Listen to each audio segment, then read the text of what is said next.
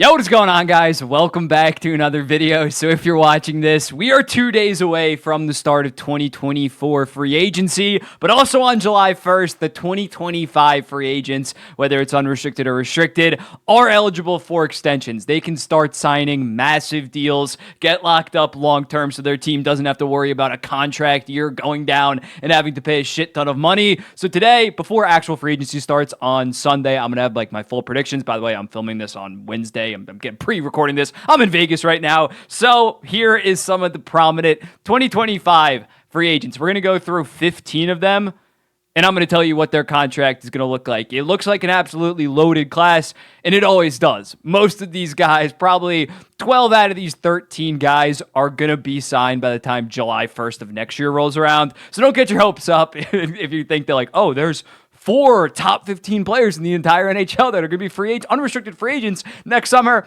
Probably not going to be the case. Probably not going to be the case. But without further ado, let's dive into what I think some of these guys are going to get paid. And up first is Sidney Crosby. I fully expect him to re-sign with the Pittsburgh Penguins. There's obviously rumors, he could get traded to the Colorado Avalanche, play with Nathan MacKinnon, the two Nova Scotia boys. Not going to happen. He's staying with the Pittsburgh Penguins. He's repeated this multiple times. Kyle Dubas has said it multiple times. And I think something like a 4-year deal at $9.5 million makes a lot of sense, even though right now he is far worth more than 9.5, probably like a 12, maybe even $12.5 million player. Not 12.5, $12 million when looking at the fact that he had 42 goals, 52 assists, 94 points this season, and was a top 5 player in the entire NHL in the final third of the season. But when looking at him, I think he's going to take somewhat of a team-friendly deal. He's going to be a Penguin for life. He's going to get a raise. He was only making $8.7 million, but he hasn't signed a new contract since 2012, so I'd say it's a pretty well-deserved raise considering back in 2012 the salary cap was probably like $60 million.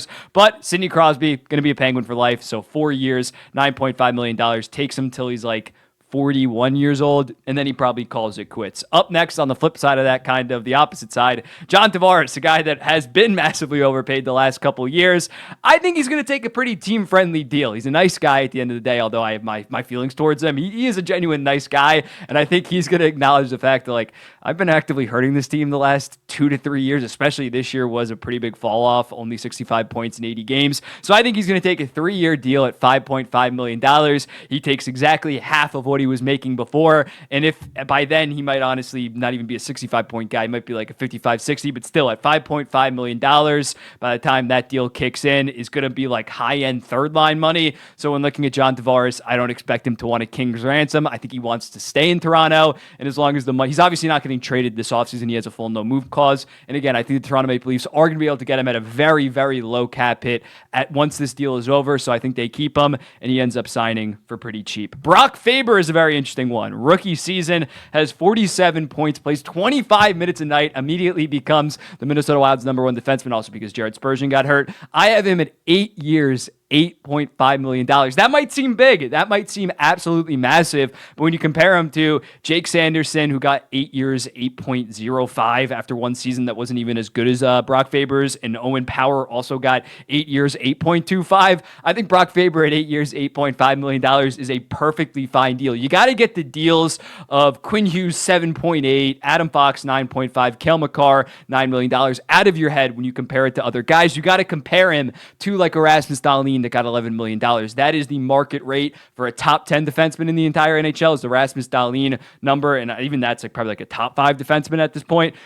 Brock Faber's going to be a very, very good #1 defenseman, so I think the Minnesota Wild lock him up now. And if you're Brock Faber, you're only 21 years old, so you get the bag right now, and still when you're 29, you can cash in yet again, 8 years, $8.5 million. Leon Draisaitl, 8 years, 13. Also with this, I'm assuming that most of these guys are going to resign again. 8 years, $13.5 million. He becomes the highest paid player in the entire NHL. He could probably ask for north of $14 million if he really wanted to, back to back to back. I think 100-point seasons or around 100-point pace, as well as the fact that he has these historic playoff numbers. He's fantastic in the playoffs. Stanley Cup final, he was clearly hurt. But when looking at Draisaitl, I think he comes in just a little bit over Austin Matthews, on top of the fact that he gives you the 8 years instead of Matthews, who's probably going to take another 4-year deal at 14.5 when his deal's up. So when looking at it, the Oilers get it done. I think we agree there is some speculation that they might want out, that McDavid and Draisaitl might want out at some point. I don't really buy that, especially after making the Stanley Cup final. I think he is going to be an Oiler for life. I don't expect this to happen maybe July 1st. The Oilers have a lot of work to do and a lot of cap to free up for other areas of their team. So I think Draisaitl is a priority, don't get me wrong, but I would expect this in like mid-July, late July, a deal gets done. Slavkovsky, 8 years, $8.25 million. Similarly to Brock Faber, I think you just lock this guy up. And especially in the case of Slavkovsky, 19 years old, had 50 points. I think you try to lock him up. And similarly to Brock Faber, I could see Slavkovsky taking this kind of deal because he hasn't fully broken out. But even if he does accept this, he'd be a free agent yet again at 28 years old. And if you're Montreal, you have all this salary cap space. Try to get these guys on very team-friendly deals. You did it with Cole Caulfield. You did it with Nick Suzuki, and those deals are also looking very good. So I think you give Slavkovsky, I'd even go $8.5 million. I think worst case at this point, considering what he did at 19 years old, this guy is going to be a 65, worst case, like 65, 70 point guy, and he has legit upside to eventually be point per game, maybe even sniffing 90 points. It's definitely possible. So lock up Slavkovsky and let that contract age absolutely fantastic. Travis Konecny with the Philadelphia Flyers. I'm going to go 8 years at $8.5 million. He has fully established himself as an elite first liner these last 2 years. Last year, he has 31 goals, 30 assists, 61 points in 60 games. This year, 33 goals, 35 assists, 68 points in 76 games. And again, he's really the only truly elite player, if I'm going to be honest, on that Philadelphia Flyers team, definitely in terms of the forwards. They have some solid pieces, but Konecny is putting up these monster numbers without a true number one center ever since Sean Couturier has dealt with his injuries. So this is very impressive. He rightfully so earns the bag. And if I'm Philadelphia, he's only, 26, 27 years old. I'm paying him this. You either trade him this offseason or you pay him. It's no in between. I don't know why you would go into this season risking him potentially leaving this offseason. Either pay him or don't trade him. The trade value would be pretty high. He's only making, I think, $5.5 million. Somebody would give up an absolute haul, but I personally would lock him up. Noah Dobson, New York Islanders, my franchise defenseman in Noah Dobson. I say 8 years at $8.5 million, similarly to a Brock Faber. Just lock him up. Noah Dobson right now is a low-end, decent number one defenseman. I think he probably falls somewhere between the ranges of like 13th to 19th best defenseman in the entire NHL. He's 24 years old. I don't know how much better he's going to get, but I think he could potentially take another step, especially defensively. Bowen, looking at him, just lock him up, forget about it. This deal would be very solid. It would take him between the ages of 25 to 33. It would be very good. Bo Horvat at 8.5, Barzell at 9.1, and Noah Dobson at 8.5 as well. I could 1,000% live with that when looking at how productive they were this season. They kind of willed the New York Islanders to the playoffs this year when Ilya Sorokin was very disappointing. Wyatt Johnson's a very interesting one. I'm going to go with 4 years at $8 million. Me personally, I'd make the money work somehow where it's an 8-year deal at $9 million. Just lock him up because he is so fantastic. 32 goals, 33 assists, 65 points. This year, he was legit $7.5 million player, and he just turned 21. That was his age 20 season. I think that they might do something similarly to a Jason Robertson where this eventually drags out into next summer. Jason Robertson, we thought, 8-year deal at $9.5 million, just lock it up. They ended up signing him to a 4-year deal at $7.75. That worked out because the following season he had 109 points. But we've seen with the Dallas Stars owner, he can be a little bit stingy. So I think they do some type of bridge until they're fully off of that Tyler Seguin and Jamie Benn contracts. I believe that Benn one actually comes up next summer, but Tyler Seguin has 2 years left, or 3 years left right now. So they kind of work around that and they get Wyatt Johnson his mega deal in 4 years, but get some surplus value because he's going to be an $8.59 million player at least once this kicks in. Very good deal for the Dallas Stars as they continue to contend. They can't really maybe offer him that 9.5 considering they're trying to heavily win right now and they need some money to be freed up. Carter Verhaeghe, 8 years at $7.75 million. You talk about it, the Florida no state tax. They're going to get an absolute steal here.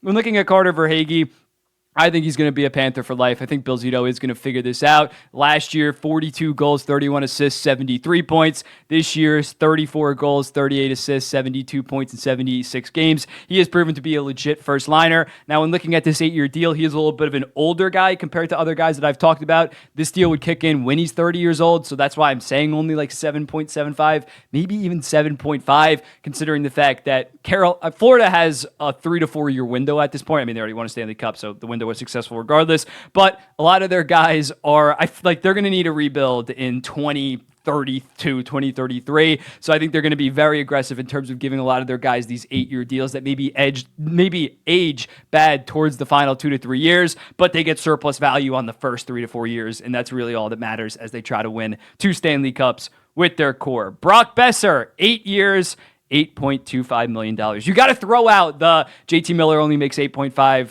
Quinn Hughes only makes 7.8. Those were signed at different times when the salary cap wasn't as high. It's going to be at the start of the 2025-2026 season. Assuming Boeser, I think that they're probably going to let this one play out when looking at it, considering the fact Brock Boeser did just have a career year at 40 goals, 33 assists, and 73 points. But I think if he even has a 35-goal, 35-assist season, it's probably going to be around an 8-year deal at $8.25 million. Brock Boeser still in his mid to late 20s, a very effective first liner. That price is around $8.25 million. I think that's more than fair. Mitch Marner, 8 years, $12 million. If this is with the Toronto Maple Leafs, it's gonna be a big number, man. Mitch Marner wants a raise. He's making $10.9 million. He signed that deal all the way back in 2019. If you think Mitch Marner's taken, I've seen we'll have Mitch Marner back if he takes an 8-year deal at $9.5 million. Are you serious? Have you watched Paul Marner operate back in 2019? He is not getting he's not taking a discount. This is his biggest contract. He's going to cash the fuck in, and as a result, 8 years, $12 million. During the regular season, he's arguably worth that. Playoffs is a different story, but he's going to get a massive contract whether he gets traded or whether it's with the Toronto Maple Leafs. Evan Bouchard, 8 years at $9.5 million. Again, going back to comparing it to the Rasmus Dahlin contract. When looking at it, I think Bouchard is a little bit close to Rasmus Dahlin. Rasmus Dahlin has had more very, very good seasons stacked on top of each other than an Evan Bouchard right now. The Edmonton Oilers kind of fumbled this situation. They should have offered him a long-term contract, should have somehow made the money work on an 8-year deal worth $6.5 or $7 million back when after they traded Tyson Barrie, he had 19 points in his final 19 games and 17 in 12 playoff games, but they decided to bridge him, and don't get me wrong, they almost won the Stanley Cup with him on a bridge, so it would have been a good idea, but now they're staring down the barrel of a potential 8-year deal at $10 million. This guy had 82 points in 81 games this season, 32 in 25 playoff games. His defensive results are solid. Maybe that is because he plays with Matthias Ekholm, but he has established himself as a top 15, probably even top 10 defenseman in the entire NHL. He's going to get a massive payday. Jakob Chychrun, 8 years, $7.75 million. He'll be 27 or 28 when this kicks in. Not a legit number one like a Noah Dobson, like a Brock Faber is definitely going to be in a couple of years, but he's proven to be a solid top pairing defenseman, and especially when Dmitry Orlov's getting 7.75, even though it was 2-year deal, I think Jakob Chychrun's going to lock up, whether it's with the Ottawa Senators or wherever the hell he ends up getting traded. I think he's going to get locked up somewhere, and it's going to be around 7.75, a pretty solid deal for both parties. Mikko Rantanen, 8 years, $12 million, similarly to Mitch Marner. I think Mikko Rantanen is a better player, don't get me wrong, but after back-to-back 100-point seasons, as well as great playoff numbers, as well as winning a Stanley Cup, he's worth $12 million, especially after seeing what a guy like William Nylander got, Elias Pettersson got. He's better than those guys. He rightfully so deserves $12 million, and he comes in $600,000 below Nathan MacKinnon. That makes perfect sense considering Mikko Rantanen is signed 2 cycles later than Nathan MacKinnon. The salary cap has risen since then, and as a result, he's within range of Nathan MacKinnon, but doesn't top Nathan MacKinnon, because Nathan MacKinnon's obviously better. And then Nikolaj Ehlers, hopefully by the time that I am making this video Wednesday again, but hopefully by Saturday when this posts, he's a New York Islander, and he signs to an 8-year deal at $7.5 million. Do I think that this is actually going to happen to the Islanders? No, but I think wherever he goes, it's probably going to be contingent on a extension being in place wherever he gets traded. No one's giving up serious assets if he could potentially walk that summer. And Ehlers, when he gets ice time, he has not been getting ice time on the Winnipeg Jets. Mason Appleton, Adam Lowry played more this season. When he gets ice time, even his even strength per 60 minutes are the best on the Winnipeg Jets. When he gets ice time, this guy can be a legit 75, 80-point guy. He's only he'd be 28 or 29 when this deal kicks in.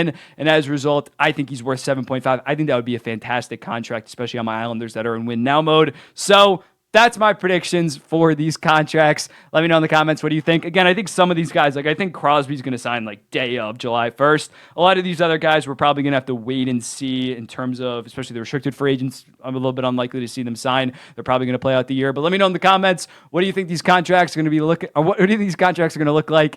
And I'll be seeing the next one.